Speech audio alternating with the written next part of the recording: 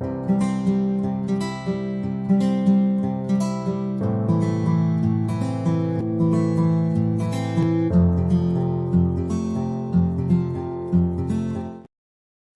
it's Tiffany Lorraine Galloway, certified high performance coach with another episode of the Resilient Mother podcast. Today, we are going to be talking about resilient presence. Now, being in this moment, the here and now. The only things you have control over are yourself and this moment. And as a mother, that couldn't be more true, that we want to show up for our kids and be present for them. Today, I have Bambi, who's going to be talking with me. She's an author and the mother of 6 adult children. She's been there. She's done that. So we're going to get some great practical advice here, tips and strategies for you to apply when it comes to being resiliently present in your life and for your children. Bambi, thank you for being here with me. Please tell us a little bit more about you. Well, thank you so much for having me. Once again, my name is Bambi, and it's Bambi Lynn. That has a story of itself.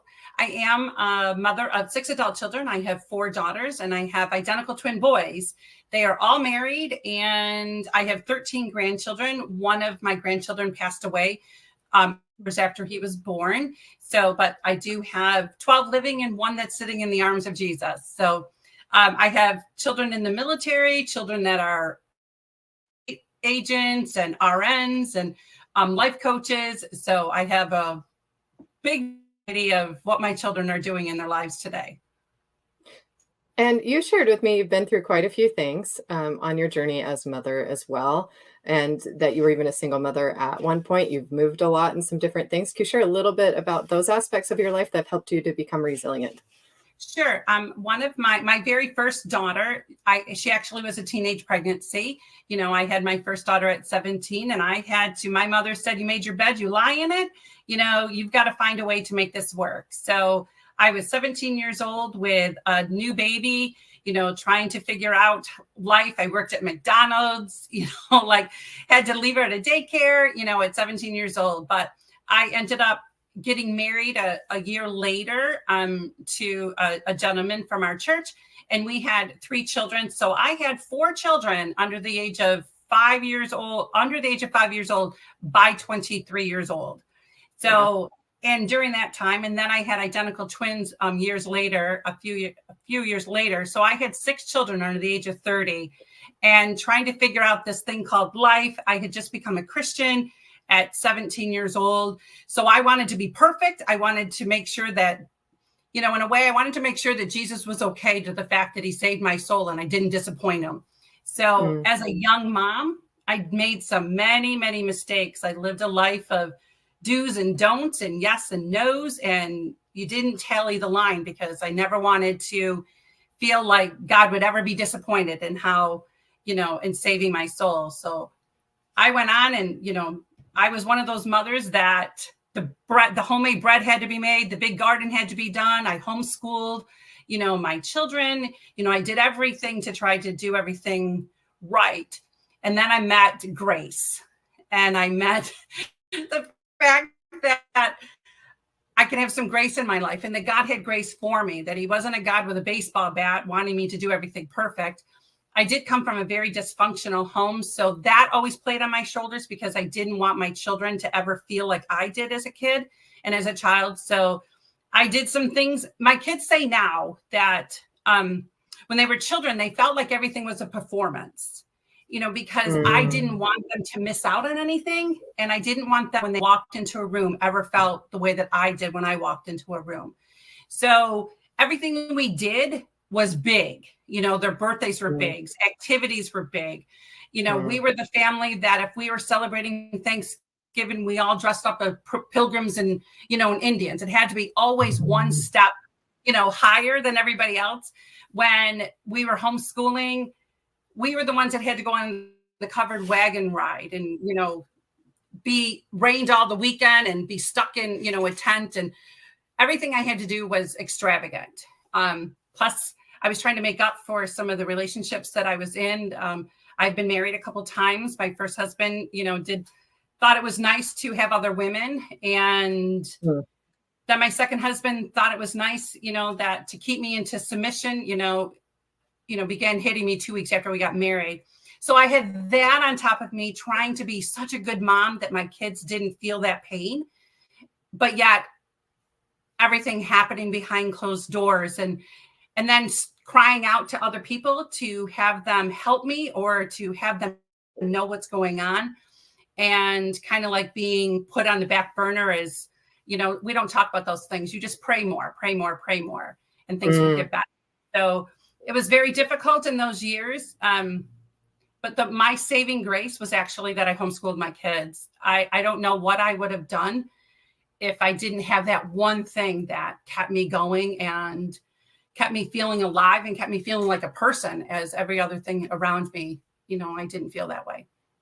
I think that is a key to resilience. You have to find what keeps you going. You have to find that thing that gives you joy and that why that makes that higher purpose for you. And I think sometimes it can be disconnected from what your truth is, because it sounds like, and in my own experience, somebody else tries to tell you what your voice should be, what your truth should be, who you should be, what you should be like, how you should be approved by Jesus, how you should be approved by your community.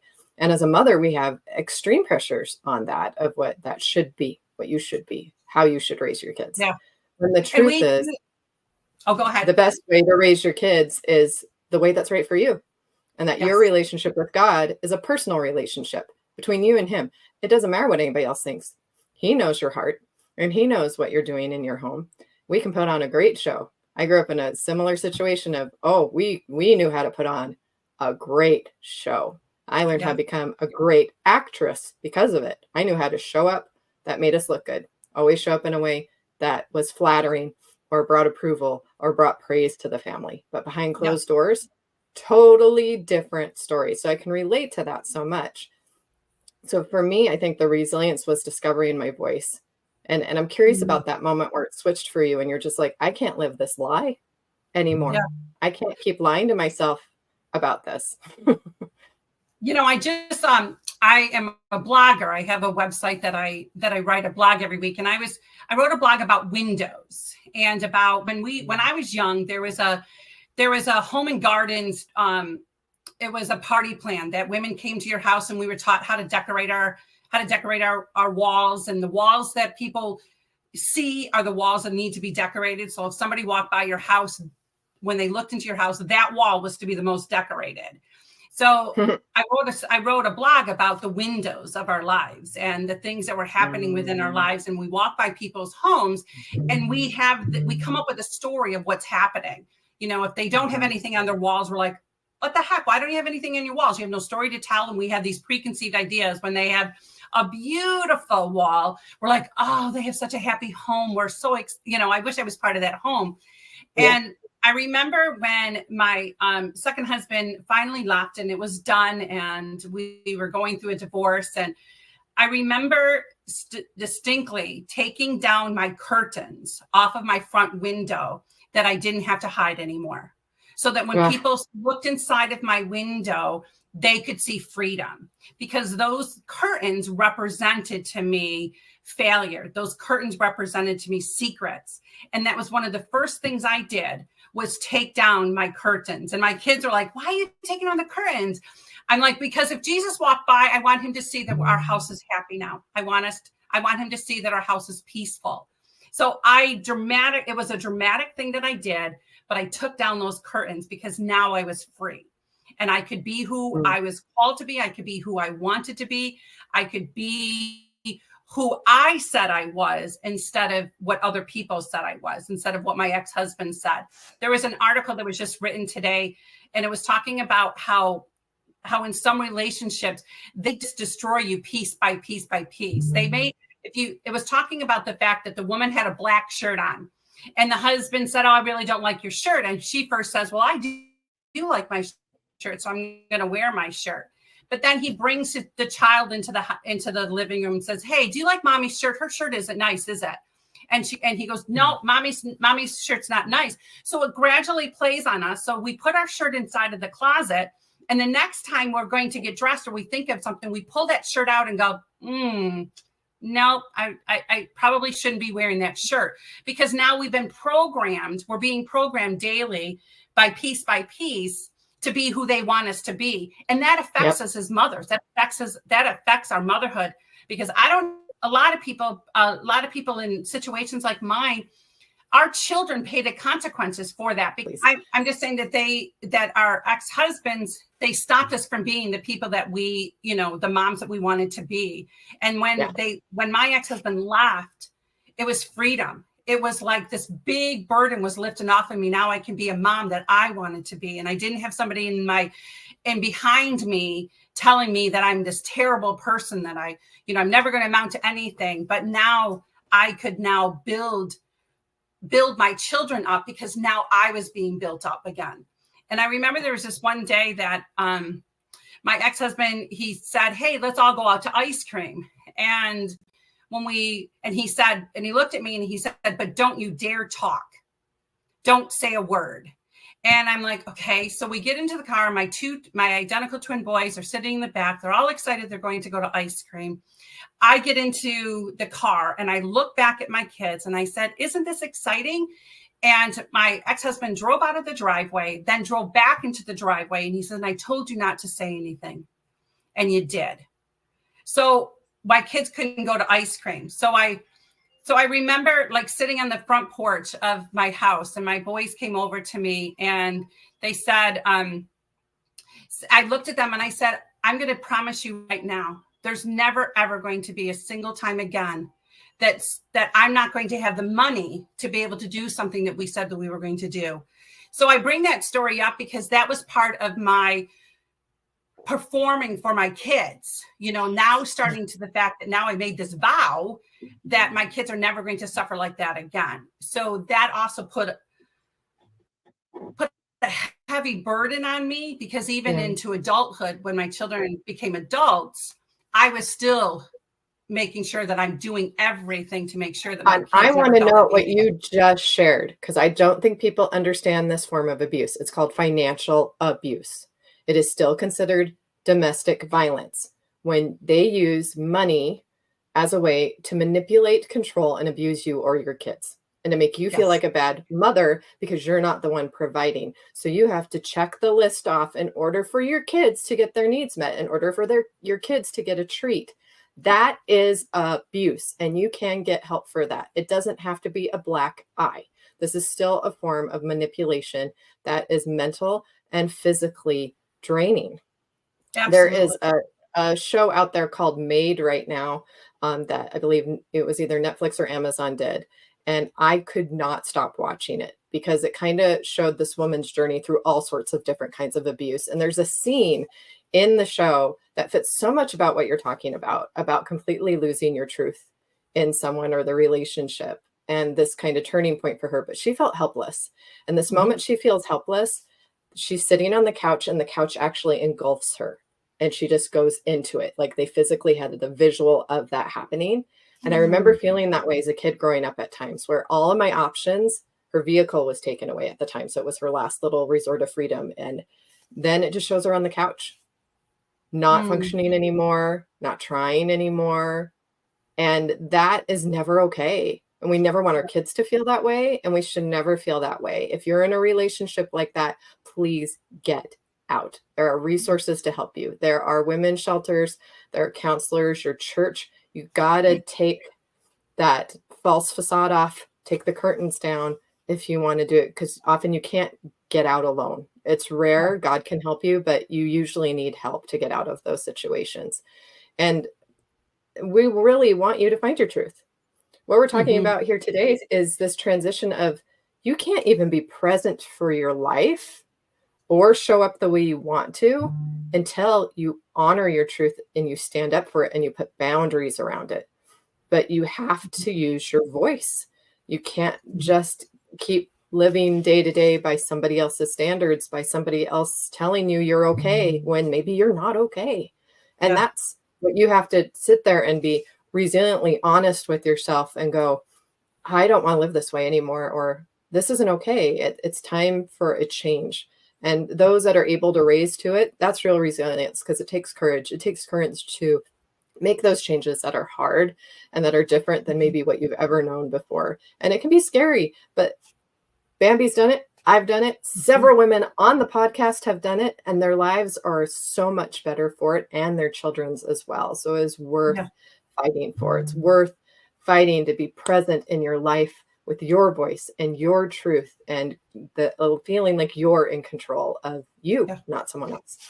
Yeah. And it does take, and it's a journey. I'm now, I have adult children and with 13 grandchildren. It is a journey. I haven't shown up overnight.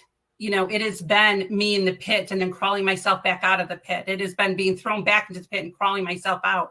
You have to have that resilience and that passion to want to live again. You have to be able to say, I am worth living for. You have to be willing to look in the mirror and see yourself as a superhero. You have to be willing to put that cape on and say, I have survived. Everything that we have gone through our lives is for such a moment as this. I didn't go through my life, to stop living it. I went through the trials and tribulations of my life to keep living. And that's what people need to understand. I didn't get to the point where I am overnight. I got to the point where I am by never giving up on myself, never not showing up, being able to, and going through the journey of healing, even with me as a parent to my children, and being able to say, I'm sorry, for some of the things that have happened in your life based on the things that we had gone through. And I had a conversation with one of my sons. I have identical twin boys and a couple of weeks ago, we sat down and I was at his house. And when you get adult children, you have to savor the moments that you have them because you don't get them all the time, So he sat outside in the back patio with me at his house for 7 hours until 4:00 in the morning. But one thing that he said to me that stuck and resonated to me, he said, Mom, you spent your whole life thinking that you deserved crumbs. And and crumbs is what you got. But now you're spending your whole life understanding that the crumbs were not for you. The crumbs were supposed to be left at the table. And I'm like, wow, that makes so much sense because my kids, I did everything I possibly could do because as mothers, we do. I loved my kids. I loved being a mom. That's all I ever wanted to do. I didn't know that relationships were going to cost me motherhood. I didn't realize that relationships and the choices that I made in the condition of my own heart was going to cause a lot of sorrow, in my children's life. But as they become older and as you start working through the relationships and you start saying, I'm sorry for my part in this, because I was just as wounded and no excuses, but I was 22 years old with 4 babies and have come from a very traumatic background. And I'm trying to make it work because now I love Jesus. So I needed to make this work. And in that, it cost many heartaches. And now my children have to work through it. But as a mom, you never give up. You stand your post. My kids were, when my boys went into the military, every day I would write them a letter and I would put a postcard and I would put squares on each side of the postcard. And I put the letter M in there, meaning your mom is always in your corner. There's never a day that I leave my post. And as a mom, even if you're broken and even if you've gone through some stuff, don't ever leave your post. You are what your children need. You are their mother. And don't underestimate that prayers availeth much. That I had this picture one time and it was Jesus sitting on a hill and he had his hand on his head. And I always pictured him. I would walk by and I would picture him sitting on that hill because he was going to walk up to the throne room again and say, hey, God, Bambi's asking again. And, and God would say, just tell her to wait a moment. And he'd run back down to the hill and he'd sit on that hill and then knowing that he had to go back up again, because there's going to be a moment that God's not going to say, wait. There's going to be a moment that God's going to say, go. There's going to be a moment that God can say, I've opened up the floodgates of heaven for you. Now is your time. And I look at the life that I have lived and the children and my grandchildren and the love that I poured out and the love that I missed because I was such in trauma too. And I think that mothers need to know that sometimes the moments that you miss is because you're broken and it's time for you to get fixed. It's time for you to take the broken pieces of your life and allow God to mold them and to put them on the potter's wheel. Don't get off the potter's wheel until he is done. And I think with that comes forgiveness. You have to Absolutely. forgive yourself. You didn't know what you didn't know. Yes. Everyone's situation is different. We're Yes. not perfect. We were never going to be perfect in this life. There's only one man who's perfect, and he just asks us to try. Absolutely. And he says, ashes to beauty. How do you get ashes? Ashes Mhm, only come from destruction. But he can mhm. take that destruction, he can take all of that, and he can turn it into beauty. He's the greatest Yeah. architect. He can redesign your life. Mhm, I am not. I wrote a book. I've been an author and I've written 2 books. One of them was The Journey of Josephine, which was the story of my life and what had happened in my life. But when I read it, and it's been out a year, when I read my book, I don't know that girl anymore. I yeah. don't know her because I don't Mhm. live her anymore. Now God Exactly. has transformed me, and he has created a woman of confidence and of boldness and of love, and that knows her why in her life. That I Yeah. needed to walk through that because I needed to write it so I could give the permission to other women to write their story and not us be ashamed or afraid of our stories. We get Mm. so afraid to tell our stories because we're afraid we're going to be judged. And as women, we should be locking arms with each other because your life is no better than mine. You have situations Mm. in your life that you're going through. You have parenting skills that you're struggling with. We just have to be honest. Parenting is Yeah. hard. It is. It is, and It's we need fun each other. sometimes. Women need each other. It's a huge deficit in today's era Yes. because we're just watching social media and thinking, "Oh, wow, look at that," or "Look at that," or "Oh," or like, "Well, I'm doing better than that." That's not what we should be doing. Short judgment, Exactly. how they show up on Sunday, the one post that you see, that doesn't tell you anything about that person. We lack a level of depth in our Yes. relationships. And women used to have quilting circles. Yep. Women used to get together because we need each other. We Right. need to talk. Men don't get that. We need to talk. Mhm. Often we need to talk it out. We were designed that way to support each other. We were meant to be a community. And that's what this podcast is about. I want to Absolutely. open that dialogue back up of let's get real. We all have struggles as moms, and we all Right. have the opportunity to be a resilient mom. Let's build each other up. Let's support each other. Let's create a community that allows that because if moms are resilient, the next generation is resilient. If our Yes. mothers are failing, we're failing our children, we're failing the next generation, and things are not going to get better. Right. Mother is the foundation of society, and we need to support her. Yes. And I tell people too is that as women, we make or break adventures too. We make or break Mm, the way the atmosphere of our household. If, mhm. there's been times that we have gone on vacation that I could have destroyed the vacation Yeah. because of the way that I spoke or because of the way I did it. We make or break those kind of adventures for our children. So we just need to be careful what we do and know that those pictures, those family pictures that are on Facebook and everything, if you're going to be honest, that mother was screaming and yelling 10 minutes before that picture was going to be taken.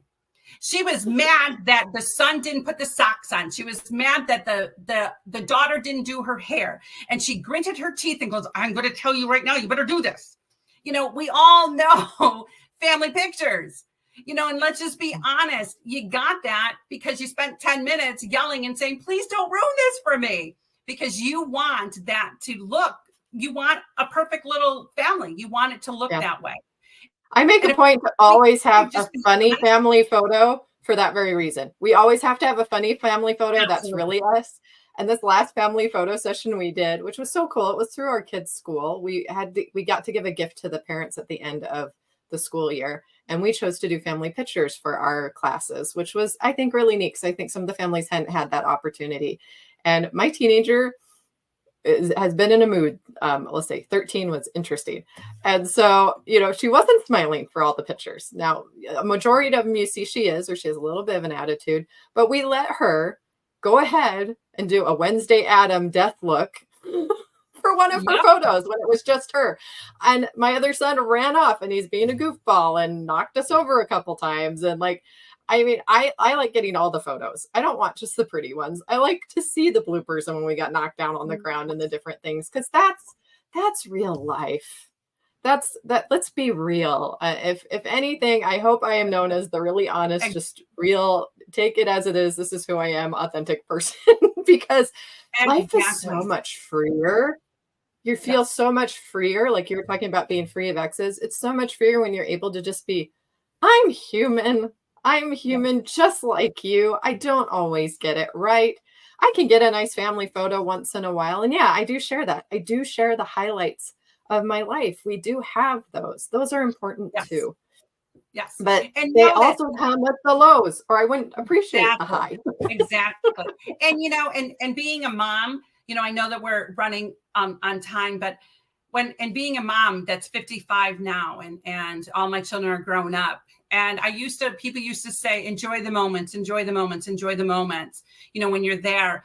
And when you're in the midst of it, when you're in the muck of it, when you're in the in the trenches of motherhood, you don't understand that until all your children are gone and you hear from them periodically. You don't, there isn't that one-on-one relationship with them all the time.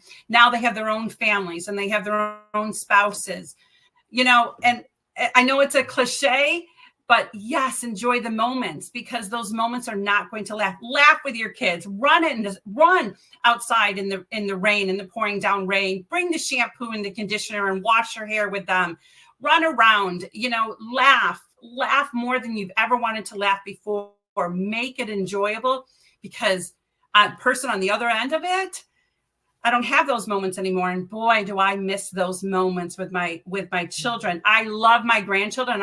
I'm so thankful that I have my grandchildren, and I become, I do things that are different, that I, because I'm a freer person. It doesn't bother me to dress up as the Grinch and walk the neighborhood. It doesn't bother me to put on that dinosaur, outfit and knock on people's doors. It doesn't bother me with those things. It doesn't bother me to run in the mud anymore. And I just wish that as a mom, that I did those things more with my children and not waited until I had grandchildren.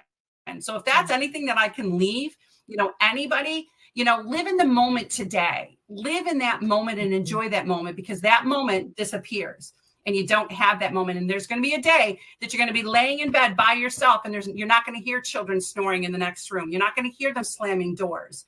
You're not going to hear the music, the loud music. So take in these moments and enjoy these moments.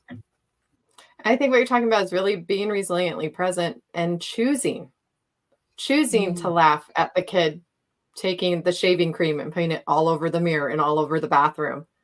That moment's going to be gone. Why get mad at them and then make it a terrible moment? Choose to be like, they're being a kid. They're being my kid. And this is hilarious. Not, oh, what would somebody think? Oh, now I got to clean up the mess. Like, you get to choose in that moment. Okay, what is the battle worth fighting for here? Creating a memory with my kid, or keeping appearances? Yes. What is your real intention in this moment? If we could really take that in, I think we would always pause a little bit before we act. Instead of reacting, we would choose our action. So sometimes I think some of it's just slowing down a little bit and going, how would my best mother figure that I want to be show up right now? How would my higher self show up right now? Because maybe you're not there yet. We're talking about a journey where we're almost like we're further in it than maybe you are. Don't have that grace. Know you're going to get there. Yes. So also have grace in those moments and go, okay, you know what? I could have handled that better. And next time, this is how I'm going to handle it better. Or I wasn't as present for that. That actually was pretty funny. So next time I'm going to do this. And then you can have moments like I have where my son's in his Hulk costume inside the refrigerator. Still don't know how he got in there exactly. Throwing food out he didn't want, trying to get the food he did want. And I filmed it. So it was hilarious. Now I could have gotten mad. I could have pulled him out. I could have not filmed it, but that's like one of my most treasured videos of him now. So treasure those moments. That's what she's talking about. Because eventually they are adults. Eventually that relationship changes. But always be present for them. Always be that pillar of strength for them. And you can be that. You can be the resilient mother. I believe in you. Believe in yourself. God bless. Thank you, listeners, for being here. Thank you so much, Bambi. Where can people find you if they want to learn more about you or your books? You can go on, I do have a website called healingthroughstories.com, which is all one word. It is a website that I also blog on it each week. You can find me on Facebook as Bambi Lynn.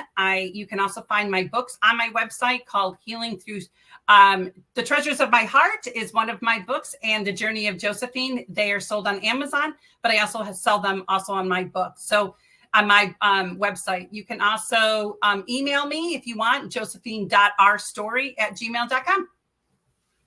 Great. All right. Well, guys, we'll see you next time with a new theme next month on the Resilient Mother podcast, and we will see you then.